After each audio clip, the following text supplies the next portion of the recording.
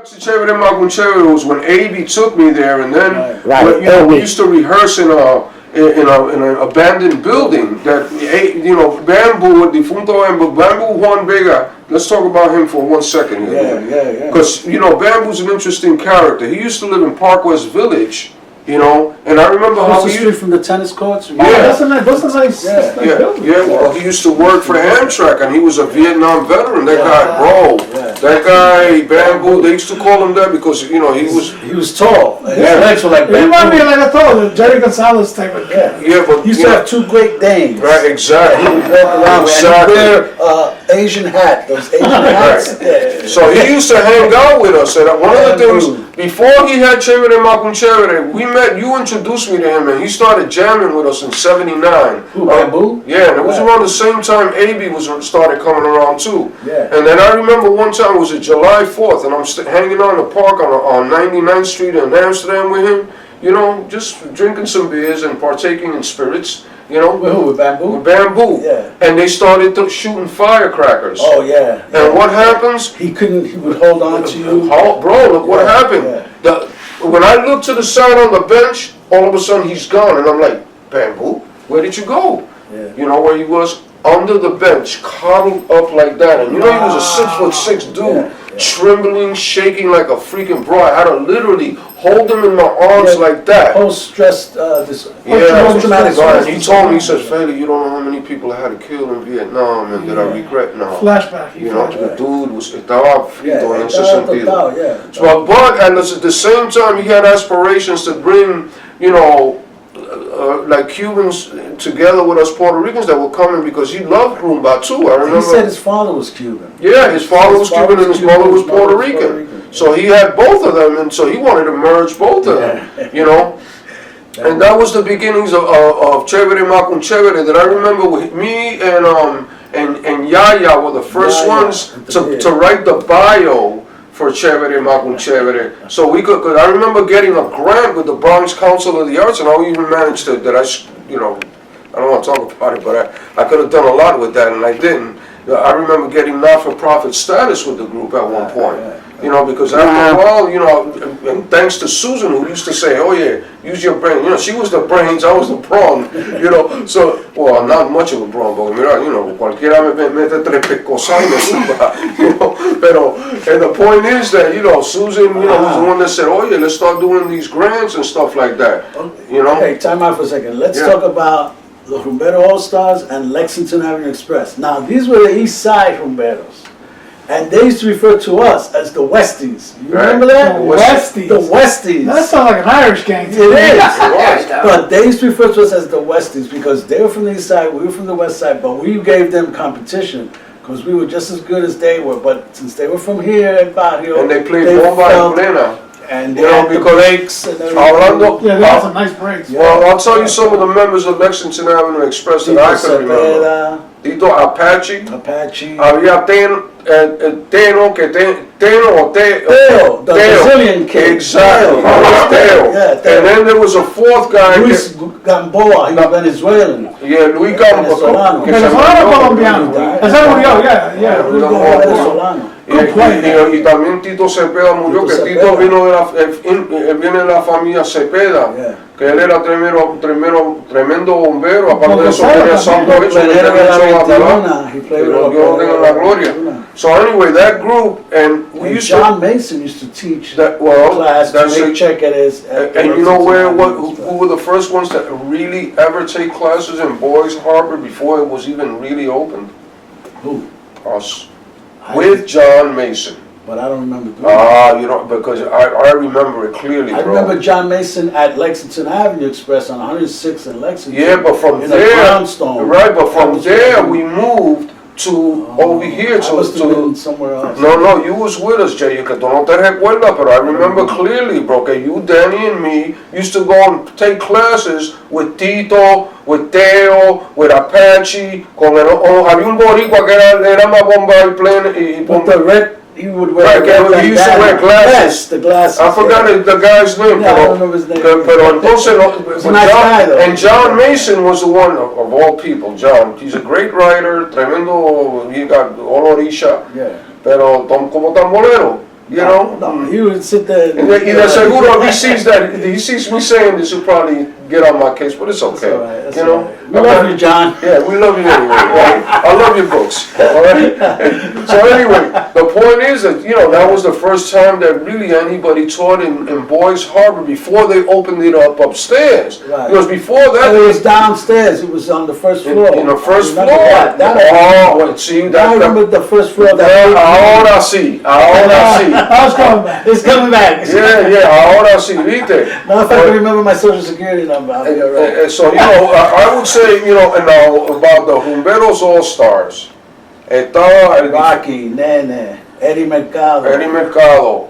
Eugene Figueroa, I think he came Gene, later. estaba un Eddie Sweetback. Eddie Sweetback. Eddie Sweetback. Eddie And there was Sweetback. another two guys que eran hermanos. One of them I think used to be called Johnny Conga. No, not Johnny Conga. Johnny Conga, I think. Well, Yeah. Johnny Conga is a guy that I know in Miami now. Yeah, he's a nice, he Oh, gets that's classes. somebody else. Yeah. No, but I remember there was a guy named Johnny Conga in the Rumbero It could be. Who knows if it was And a Fat Man. And Remember Fat Man. No, I had no Fat Man. But when Fat Man had a son that died after 9/11, a good married with. And Pete.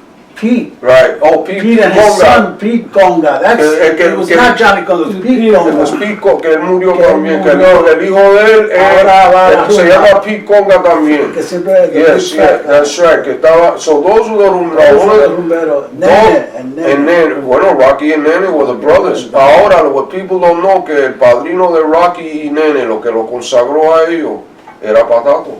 Yeah, no, I knew that. Patato era el padrino de ellos. Entonces, mira lo que sucede, que them guys, you know, they, at one point, they scared us. Oh, Because no, we thought they we were the were bad. competition. We would, but they were the, We had big respect for those guys. why? Because of the fact that when they first of all, they had all kind of breaks. Remember, we knew all that. We learned all that.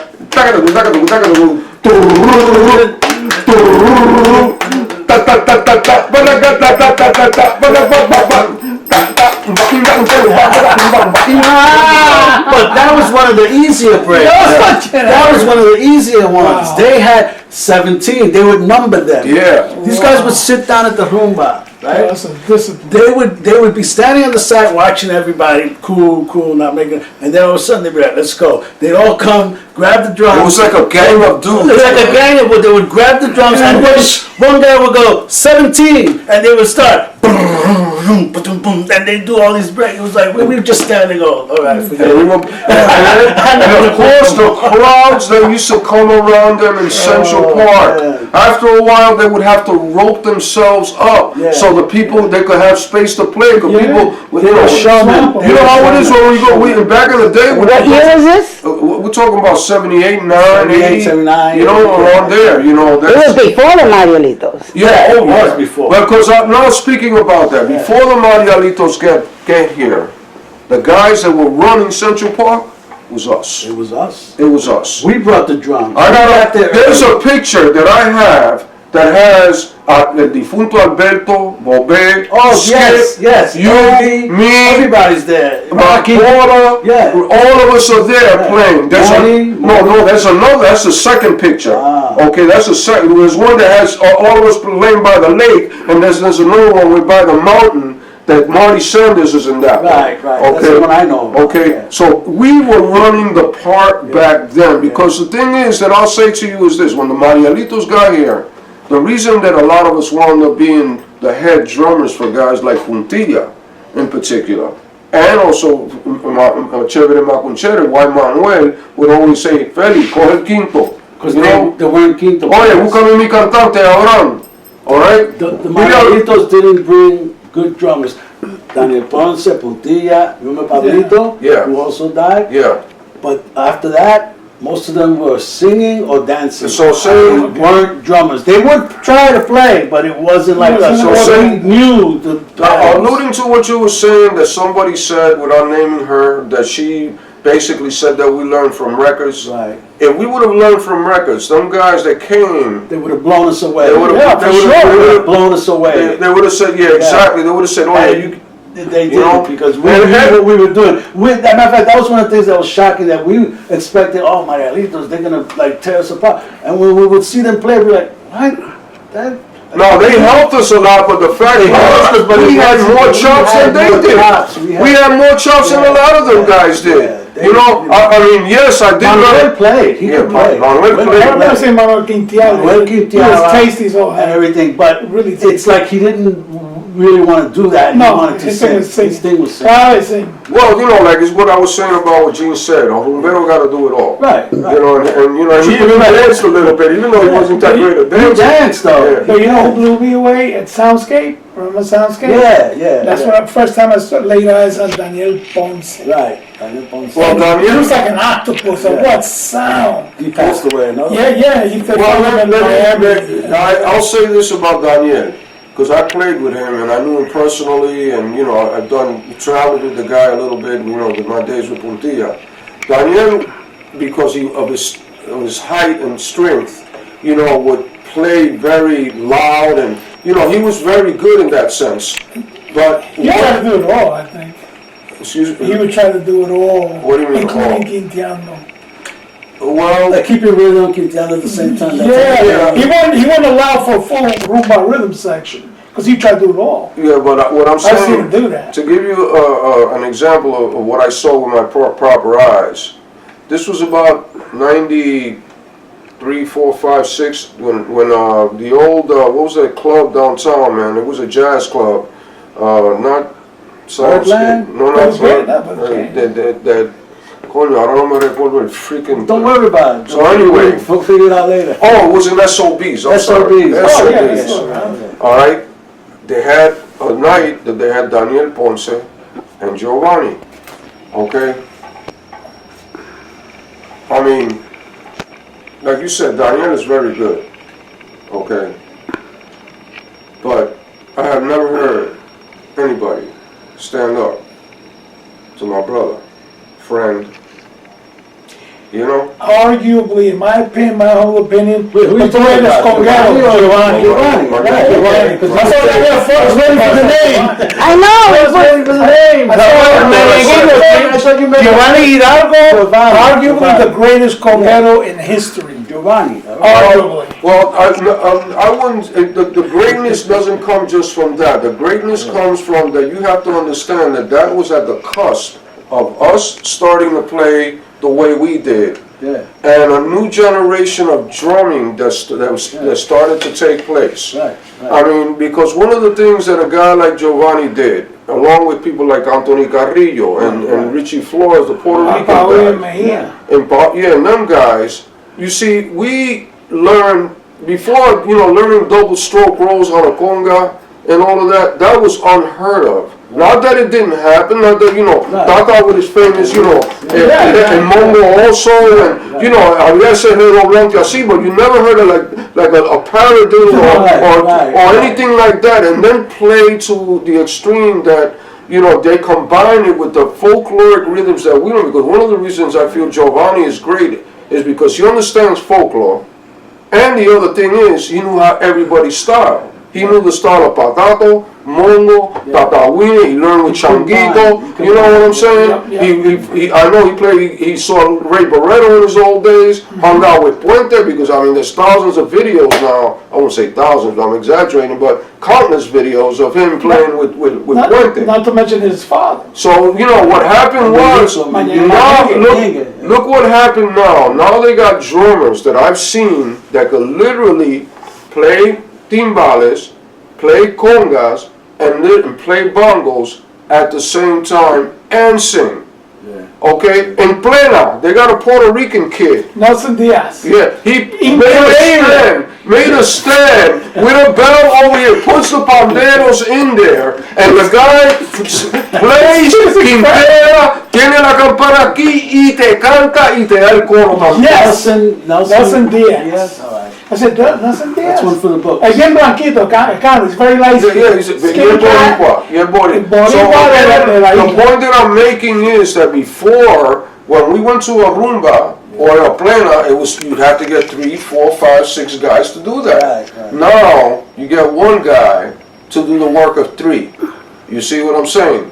So that you can even see that in Bacá. Before it was unheard of. Somebody playing 3 Bacá, and you got Chambo, and Pedrito, and a whole bunch of other guys that do that. Wouldn't that put a lot of people on the unemployment line? Well, actually, it did. It did. But what really put but I'll tell you, talking about that. Remember earlier we were talking about how the music was out there, and why there was a lot of drummers, because salsa music was very popular. Yeah. You see? Yeah. Well, it did help with the folk, because it was just it was part of the attention grabber. Bro, part of the Sunday was you listen to, you go to the park to listen to all this beautiful salsa music, everybody from Palmieri, and listening to Arsenio, the old Arsenio, because he was combining that. And then here we are jamming in the streets, playing rumba, bomba, plena, bembe in the street, trying to be part of a greater culture, and it was an amalgamated culture. Yeah. This was what I was saying, alluding before about the way of life. Yeah, and the thing is, like, why Cubans are so bad in their music? Because they still go to the bembe, and they have their parents that show them. Whereas us, we play congas and timbales in a band, we don't know shit about where all that came from.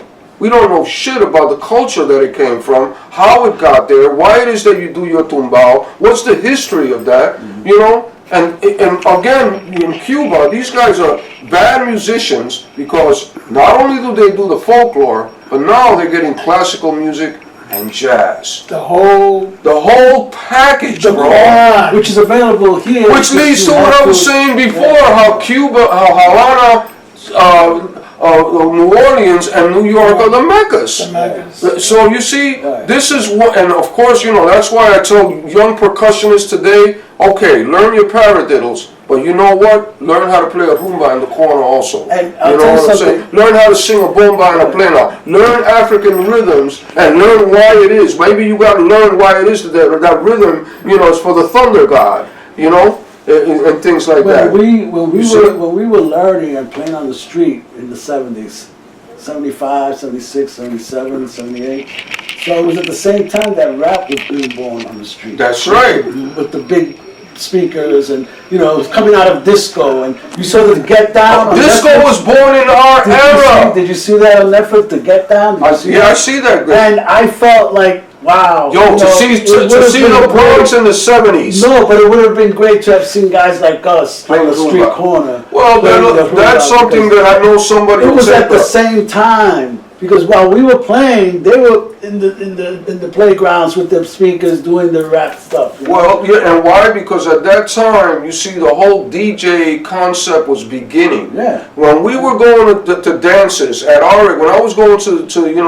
La Época, to the Hipocampo, what are the Barney Googles, and what was the other one on the Corso, and things of that sort. You went to see a band. You didn't go to hear a DJ, okay? The DJ started with the hustle. And it was several bands. It was always a few bands, not one. Right. It was a few bands.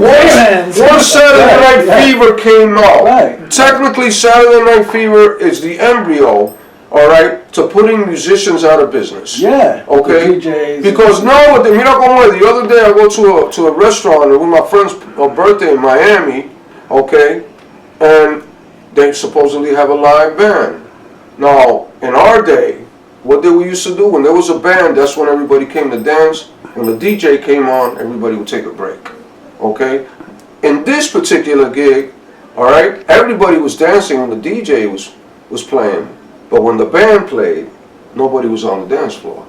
You see what I'm saying? Yeah. That is the difference. That's a cultural phenomena that's happening throughout America and disconnecting people from live music. All right. Again, that's an important facet of life. And do you remember? At least culturally to what we're brought up with. You remember, and you too, when we would go play with the little Winky Dink bands in the Bronx. Remember how people would dance, and you would say to yourself, "We're playing the worst freaking garbage you could imagine." But people were dancing. They were dancing to a live band. With me with a group called Tony y su Sexteto. I sang for you a couple of times. Yeah. I went to actually see you play to learn about the band and see how we went. And I slept for you on Tim's. Don't tell anybody, please. Yeah, I slept for Felix. I was his understudy. A couple of Randy's first gigs. Talking about paying your dues, bro. I used to hate that gig because I would be coming home with timbales and a conga bag, and then I'd get to the building 875 and the elevator, and I gotta climb up the stairs at 6 o'clock in the morning with my timbales and just $40 in my pocket. Was that Tony's who said that with the bongocero with the giant bell? And we used to hide the bell from Him smashing the bell with the stick, and we'd be like, You know who hooked me up with that hide the group? bell from him. Remember my a guy David Hernandez that I grew up with? He used to live in 125th Street. Yeah, David. Right. Yeah. He's the one that hooked me up with that because he was going to school with the conguero whose name was Ephraim. I used to play timbales in that band. People would dance. They would dance. Yo, they didn't care that they would dance. I used to do gigs with that guy in the middle of the South Bronx, and for about a 5 or 10 block radius, there wouldn't be no buildings except this one in the middle of all that. And you walk in there, and the place is freaking packed. You know what killed that for us was 1989. The Happy Lands. Happy Land Yeah, fire. that was Happy kind of Land the beginning fire. of it, yeah. Well, no, that killed it because the fire department said no more social Yeah. clubs without, they Yeah. cut all the little social clubs out. Yeah, well- There was no fire exit. There was Yeah. only one exit. And talking about that, a lot of one of the sad things that I keep seeing, and I mean it's it's sad, but at the same time is an evolutionary thing.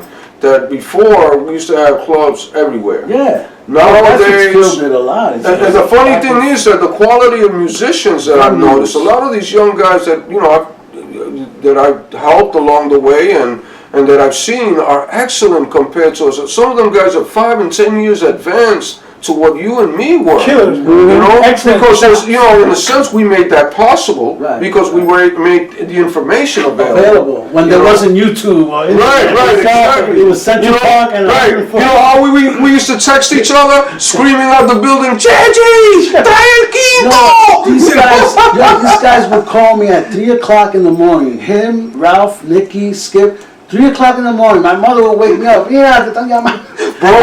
To go play in Central Park on 106th Street. Bro, you don't remember what happened? I used to have nightmares of hanging from a tree. No, look at the funny thing that happened one time. One time I was jamming up there with Ralph. I remember Skip was with me, and we all jamming, and Fat Ralph starts picking on Danny. Pero Danny, tú sabes que siempre es un muchacho fuerte, ese negrito, tenía che, So what does he do? Danny picks up Ralph and slams him on the ground, and it almost felt like the ground shook. Ask Skip about that.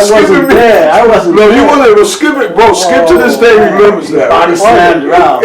Ralph was not small kid. That was a big Ralph was dude. thick. No, hay muchas cosas. But I remember that. These guys were crazy, man. We played in a snowstorm once. Yeah. How was that? One time we played in a snowstorm. on 105th Street in the park. Yeah, next to this 145. It wasn't exactly a storm. It had was snow. cold. There was snow on the ground. I I don't know where we were coming from. We had the It was like a Christmas. And I said, I dared. It was a dare. I said, I bet you guys. No, I said, I bet you if we start playing the congas on the benches right now with the snow, we'll start a rumba. People will come. And sure enough, people did come. And we started. And we. Do you remember the time?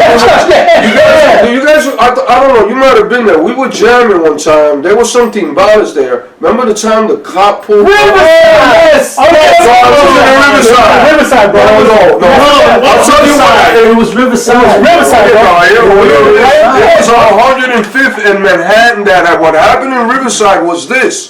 One day. Oh, you're talking about something else? I'm talking about two things. Two things.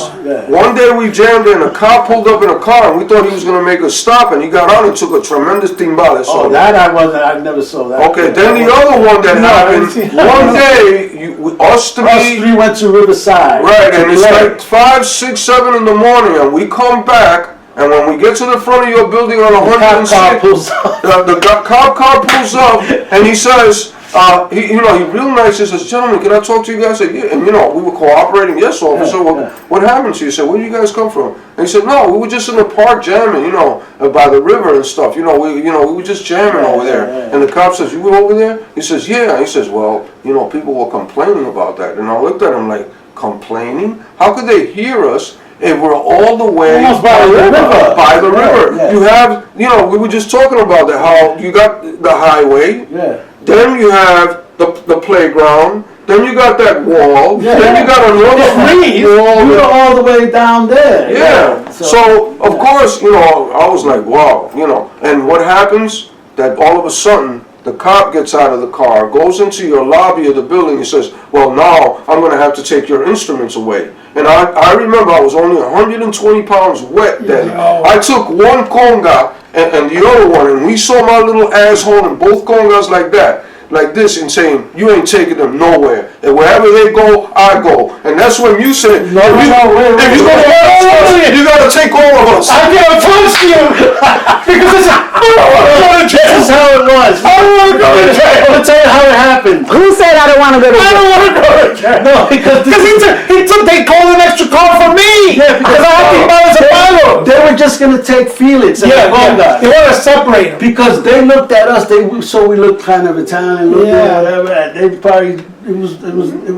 Well, Racial profile. No, but one of them was a brother. Oh, okay. Maybe One of them was a a conga. Exactly, because that's the feeling that I got, that the guy simply wanted to rip us off of the drums. Yeah. So Because what happened was, after we get taken to the 24th, right, and we stand there in front of the desk sergeant, and we explain to the desk sergeant what happened. He kicked us out. The desk sergeant looked at him and said, yo, take these guys back where you picked them up. Yeah, what are we doing here? And then, you know what, as we were walking out, I remember going up to that brother and saying, yo, you ever been to Africa?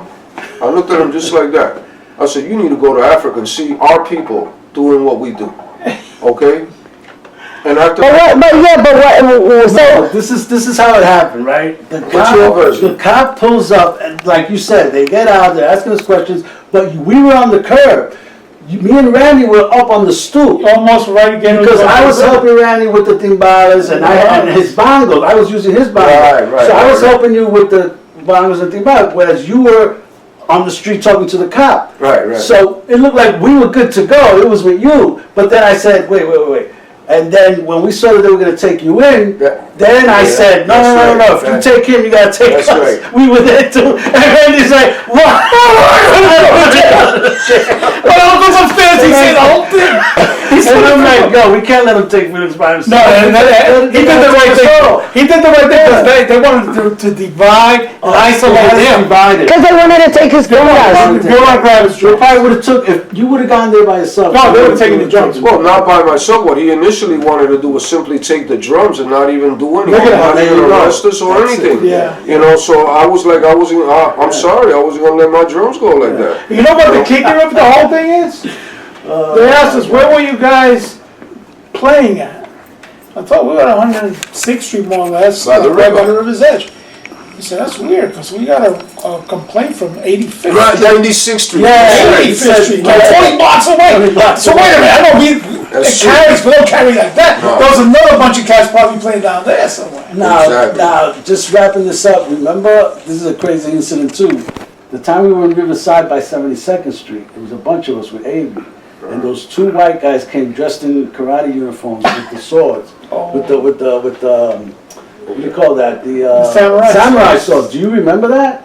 Oh, I remember that, but I'll tell you something. Okay. The only thing I can remember is that at that time, A.B. Yes. was studying Shaolin Chen Chuang Yes. Wushu with our late sensei, Felipe Suarez. Black Cat. No, Black Cat was another guy. That was somebody he Black Cat was taught studying. him Casindo. Right. But Felipe and Henry So Gall. tell me your version of that incident, because Well, what I that was a remember- crazy night. Well, what I remember It was was that like 10 of us there. the guys seemed to want to confront us. We were all playing. Yeah, the guy did seem to want to confront us, but if I recall, even a cop came by and got in between us or something. I don't remember the cop. Or something. I can't remember everything. All I can say is that when A.B. was with us, I remember thinking it's going to be dangerous, because if these guys get done, there's at least one of us that probably knows as much as these Well, guys, if not more. This is You what know? happened. Hold up. This is what this is from what I remember. We have been taking a break from playing. We were just sitting there, right? It was like 10 of us.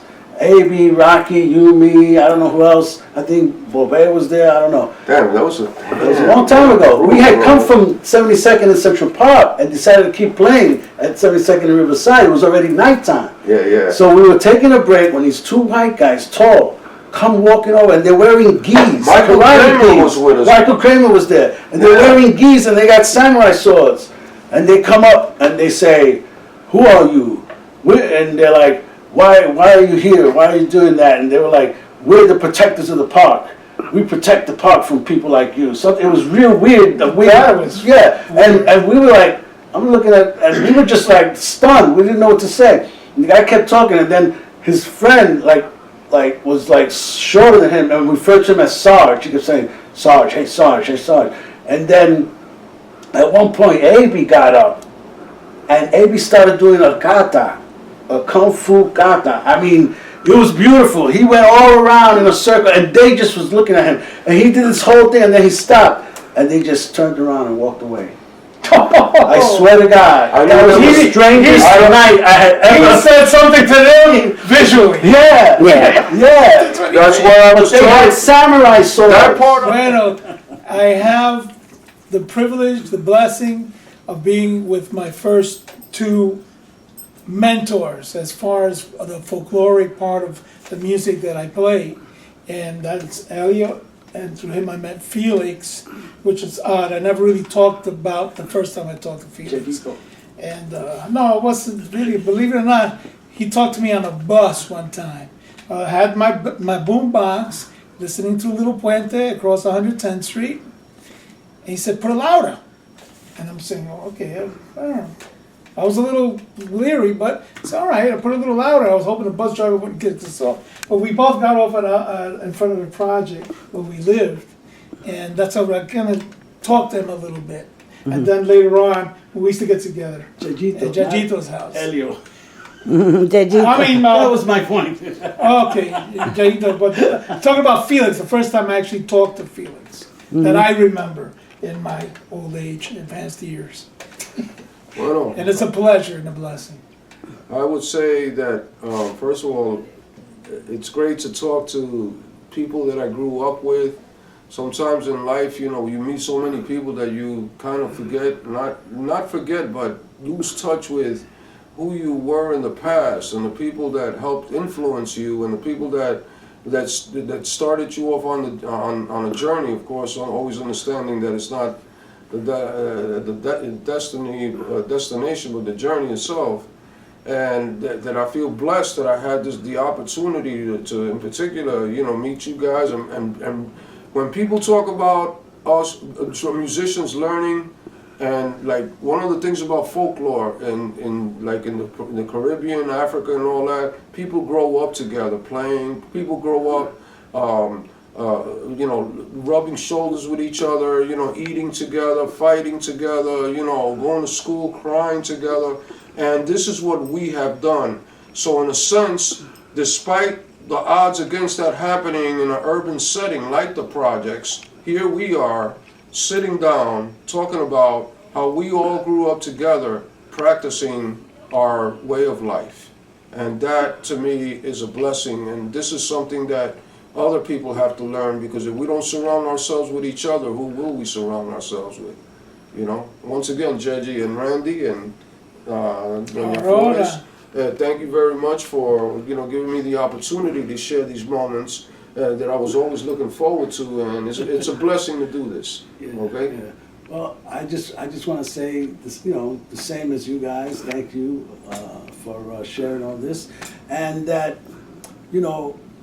during this long journey that we're still on, it's been, I didn't know what was inside me. We did this DNA thing. We found out, a lot of things and confirmed a lot of things. For a long time, I felt this attraction to African music and culture, and felt there was something but wasn't sure.